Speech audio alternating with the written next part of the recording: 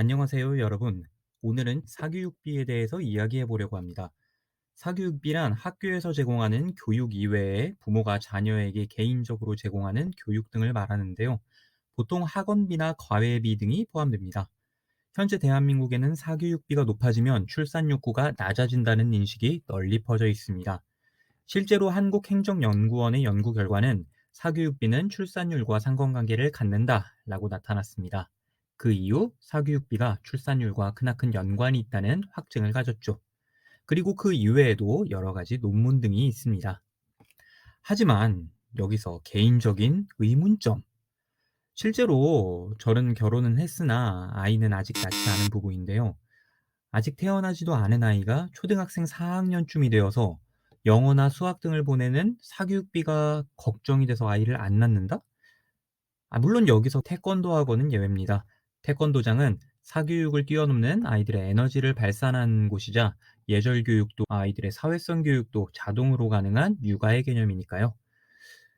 그래서 태권도 학원은 제외를 하더라도 영어 유치원을 보낼 경제적 자유가 없어서 아이를 낳을 수 없다?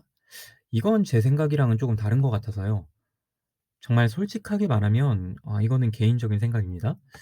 현재 거주 중인 요건이 마음에 들지 않고 사실 아이에 대한 핑계보다는 나 스스로 환경이 너무 급하게 변하는 것에 대한 일종의 두려움이자 그런 마음이 제일 커요. 미래의 아이에게 부성애가 생길 수는 없는 거잖아요. 10년 후 이 아이에게 들어갈 사교육비를 걱정하면서 제가 아이를 안 낳는 게 아니라고요. 물론 이런 이유가 아이를 낳지 않는 정말 작은 이유는 될 수 있겠죠. 하지만 그건 너무나도 작은 이유라는 거죠. 물론 사교육비와 출산 결정의 인과관계를 입증한 연구 논문은 정말 많습니다. 다만 저의 의문점은 그것이 정말로 유의미한 관계가 있을까라는 거죠. 출산 결정에 영향을 주는 요인은 많습니다. 예를 들면 부모의 소득 수준, 국가의 복지 정책, 주택 가격, 실업률 등이 있습니다. 이런 요인들이 서로 복잡하게 얽혀 있기 때문에 단순히 사교육비만으로는 출산 결정을 설명하기는 어렵겠죠? 그렇다면 우리는 어떻게 해야 될까요? 단순히 사교육비가 많이 나오니까 부부들이 걱정을 해서 아이를 안 낳을 거야 라고 생각한다면 그건 너무 단순한 생각이라는 겁니다. 부모가 빨리 퇴근을 해서 아이와 놀아주는 것을 원하는지, 부모가 경제력에 집중을 하고 아이는 학교에서 공동 육아처럼 크기를 원하는지, 부모가 교육비에 돈을 쓰는 것 자체가 아쉬운 것인지, 올바르지 않은 교육이라서 돈이 아까운 것인지 등을 생각해 봐야 한다는 거죠. 우선 정부가 국민들의 교육 수요를 잘 파악하고 그에 맞춘 국가적인 교육 체계를 잘 구축해야 한다고 생각합니다.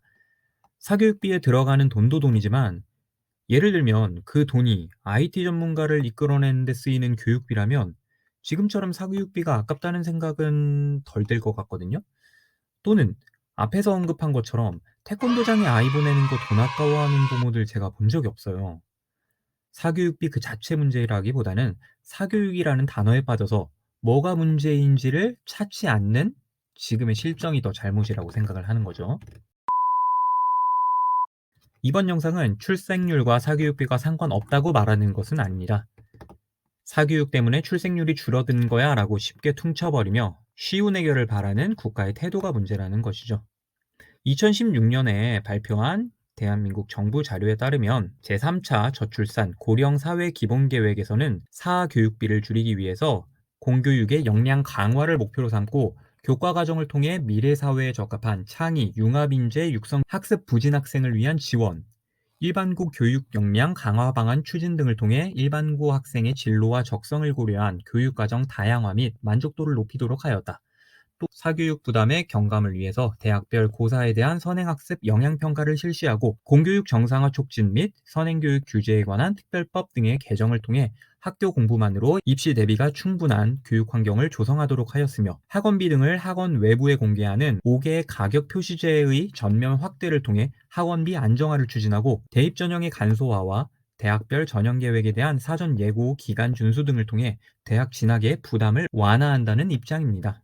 과연 다음 내용을 실천했던 2016년에서 2020년의 학계 출산율 어떨까요? 바로 이렇습니다.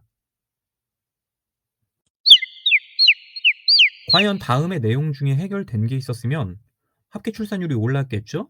하지만 합계 출산율은 보시다시피 답이 없어 보입니다. 다만 우리 모두가 좋은 부모로서, 좋은 자녀로서 역할을 다하면서 행복한 가족을 만들 수 있는 대한민국이 되기를 바라고 있습니다.